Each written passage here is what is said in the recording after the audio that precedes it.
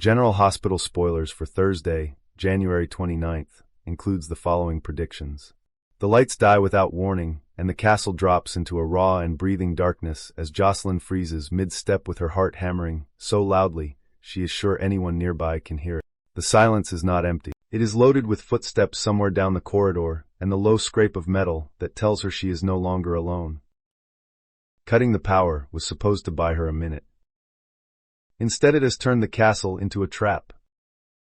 She presses her back to the wall and feels the cold stone through her jacket while a shadow moves at the edge of her vision and a voice mutters a name she does not want to hear. The risk has crossed into danger now, and there will be no clean exit. She had not planned on the fear settling into her bones like this. Josslyn had convinced herself that boldness was the only way through, and that hesitation would cost her more than a few bruises. The castle was supposed to be quiet at this hour. She knew the routines, and she knew the blind spots. What she had not planned for was the way the darkness sharpened every sound and made every breath feel like a confession. Somewhere nearby Sidwell could be moving, and if he found her first there would be no talking her way out. Even worse, Marco could appear with the same quick temper and the same readiness to strike. The knowledge that Lucas might try to intervene only made the fear heavier, because intervention came with a price. She can already picture the flash of a weapon in the dark and the clumsy struggle that follows as someone reaches to stop it and someone else gets hurt. In the blacked-out castle, the stakes are stripped bare and violence feels close enough to touch. While Josslyn holds her ground in the dark, another storm is building across town in a quieter, but no less dangerous way. Curtis stands across from Portia and feels the weight of her words pressing on him like a debt he never agreed to pay. Portia is asking for something that feels wrong even as she frames it as reasonable. She wants forgiveness that she has not earned, and when that fails, she wants help repairing the bond she broke with her daughter. Curtis listens and hears the fear beneath her argument. He also hears the way she is trying to move responsibility off herself and onto him. It would be easier to say yes and smooth things over. It would also be a lie. Portia insists that if Curtis cannot forgive her, then he should at least help her reach Trina. She argues that the family they built together still matters, and that his presence could soften the anger Trina refuses to release. Curtis knows that Trina is not wrong to be angry. Portia made choices that hurt her, and now time has not dulled the edge. Curtis also knows that stepping in would blur lines that are already too thin. He is not a bridge to cross guilt-free. He is a person who was hurt and who has the right to say no. The tension between them hums with everything unsaid, including the question Portia circles, but does not fully ask. She hints at uncertainty about the past and about paternity and about whether there is still a future they could reclaim. Curtis hears the hope in it and feels the danger. Hope like that can trap people into repeating the same mistakes. He chooses honesty over comfort and refuses to be pulled into a bargain that asks him to clean up what he did not break. As Curtis holds his ground, Portia feels the consequences of her own actions closing in. Trina will not forgive her yet, and Curtis will not rescue her from that truth. She tells herself that the door is not fully closed because there are still questions unanswered, and because she and Curtis do not even know who the father is. The thought both comforts and terrifies her. If the truth comes out, it could shatter what little remains. If it stays hidden, it will rot from the inside. She leaves the conversation with a sense that time is not on her side, and that the longer she waits, the worse the reckoning will be. Across the city, a different kind of reckoning is unfolding as Emma and Gio prepare to meet Tracy with a plan that feels half daring and half foolish. Tracy wants to reclaim family heirlooms from Drew House, and she is not interested in waiting for permission. Emma senses the trouble immediately, and still she goes along because saying no to Tracy has never stopped Tracy before. Gio knows the law well enough to understand that entering the house without consent is illegal, and that Drew and Willow being away does not change that. Tracy waves away the concern with the confidence of someone who has always believed consequences are for other people. She insists she will take full responsibility if they are discovered, and somehow that makes it worse rather than better. The night is unforgiving, and the cold cuts through layers as the snow begins to thicken. Emma reminds Gio to bring a warmer coat, and the detail feels small and human against the scale of what they are considering. It is the kind of reminder that suggests care and normalcy, even as they step toward chaos. As they head out, the weather turns on them with sudden ferocity. The storm swells and streets slow to a crawl. What was meant to be a quick meeting turns into a delay that eats up time and patience. Emma and Gio exchange looks that say they should turn back. They do not. They are already committed in the way people become committed the moment they decide not to stop. Tracy does not wait. Impatience has always been her ally and her flaw. She arrives at Drew House alone, and to her own surprise, she does not need to force her way in. The door opens with a key that fits too easily. The realization sends a thrill through her that is equal parts triumph and unease. She should not have this key. The question of where it came from rises and falls quickly, because Tracy prefers results to reflection. She steps inside and closes the door quietly behind her. The house is not empty. Tracy senses it before she sees it. There is a sound from deeper within and a movement that does not belong to dust settling. She tightens her grip on the bag meant for the heirlooms and moves forward anyway. When she turns the corner, she comes face to face with someone who should not be there. The shock is mutual and electric. The figure inside the house looks as startled as Tracy feels, and for a moment neither speaks. The possibility that Willow is inside flashes through Tracy's mind, and the implications tumble after it. Drew is in the hospital. Willow is supposed to be with him. If she is here, then something is wrong or something is being hidden. Tracy has built a life on recognizing leverage, and she knows she has stumbled into something valuable and dangerous at the same time. The tension in Drew House does not stay contained. Voices rise and fall as accusations surface, and half-truths collide. Outside, the storm presses against the walls and muffles the sound, just enough to keep it from carrying too far. It is the kind of noise that invites witnesses without announcing itself. Fate has a way of lining people up at the wrong doors at the wrong times, and tonight is no exception. Lulu is already moving through the city with purpose as she searches for Charlotte. The disappearance after leaving the metro has set off alarms she cannot ignore. Nathan is with her, and together they follow leads that thin out faster than they appear. The night air is sharp, and every unanswered call tightens the knot in Lulu's chest. Charlotte is young and vulnerable, and the city can swallow people whole. As they pass Drew House, Lulu slows.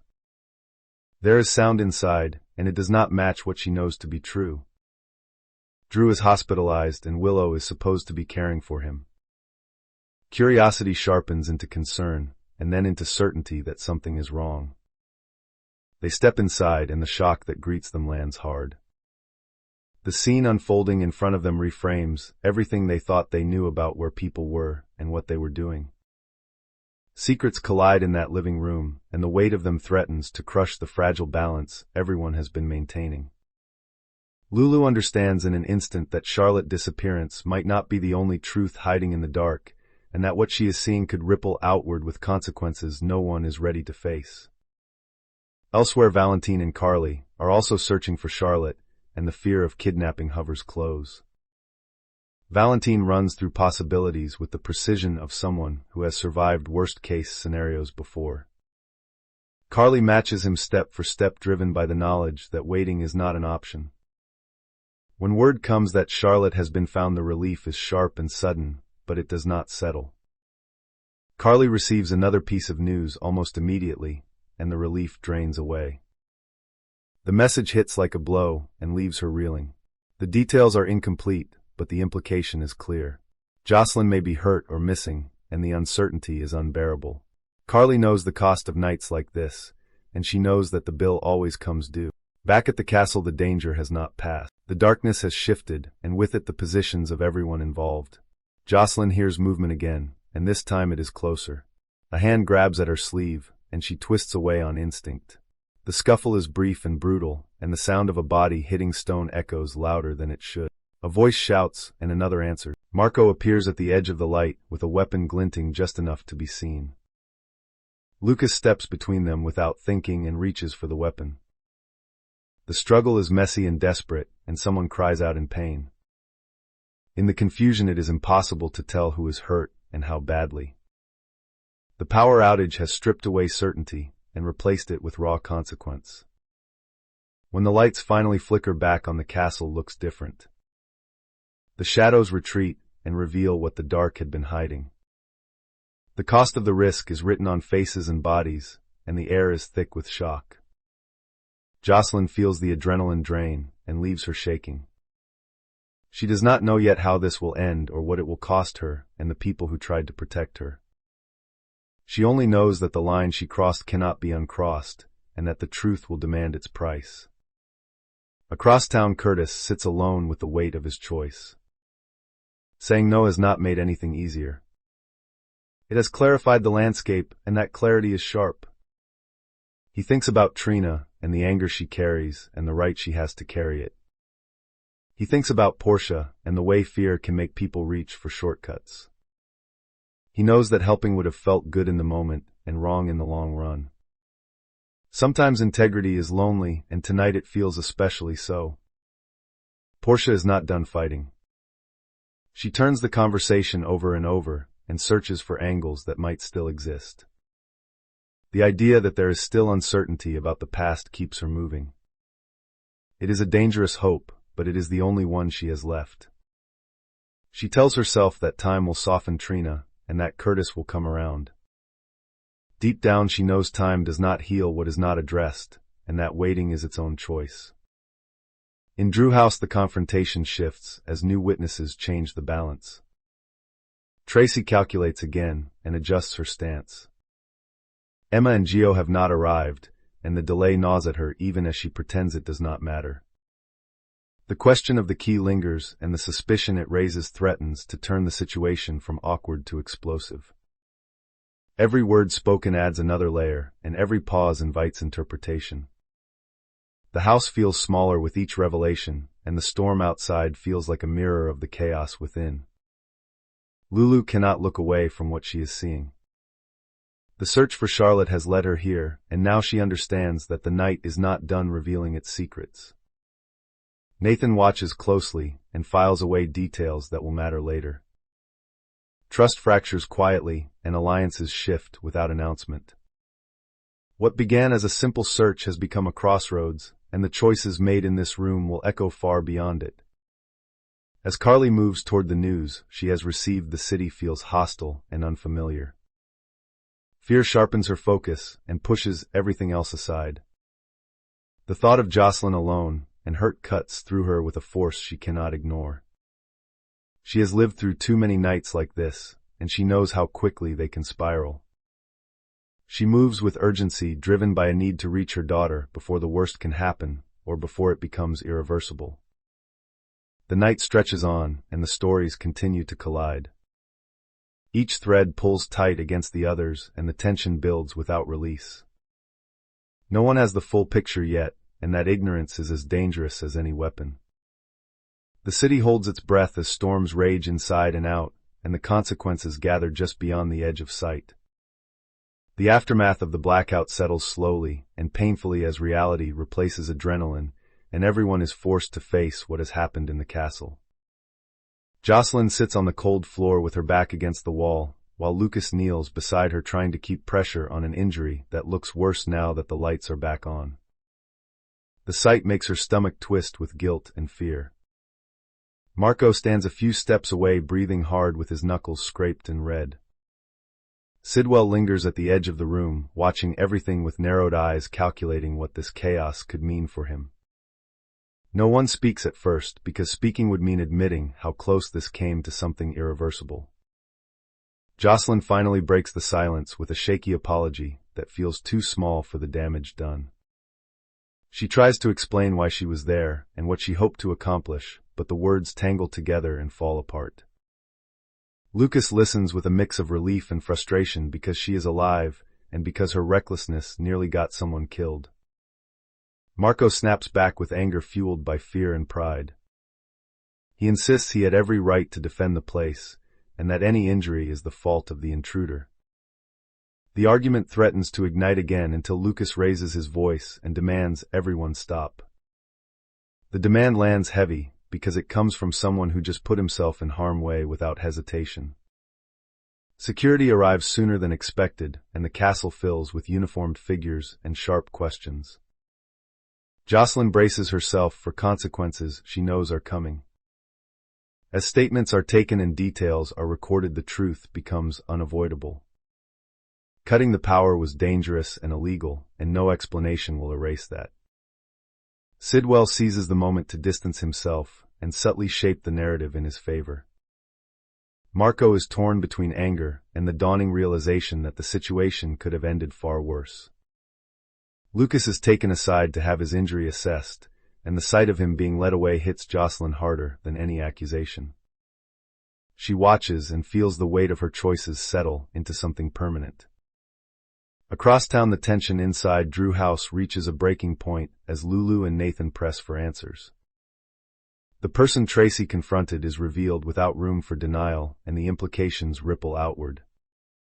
Willow's presence there contradicts everything everyone believed about where she was supposed to be. When asked directly, Willow struggles to maintain composure. Her explanation is fragmented and defensive, and it only deepens suspicion.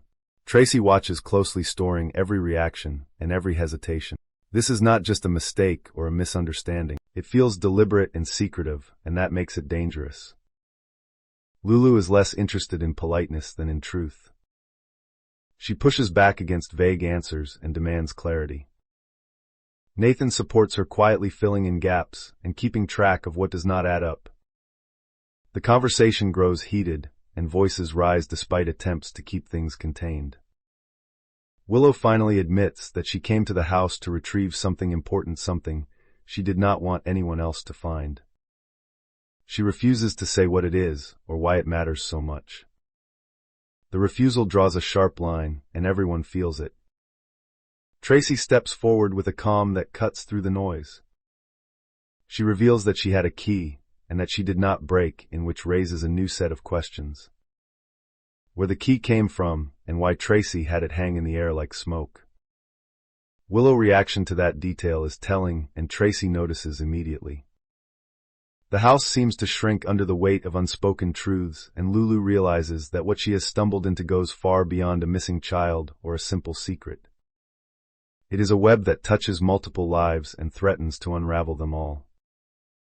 Emma and Gio finally arrive, shaken from the storm and the delay.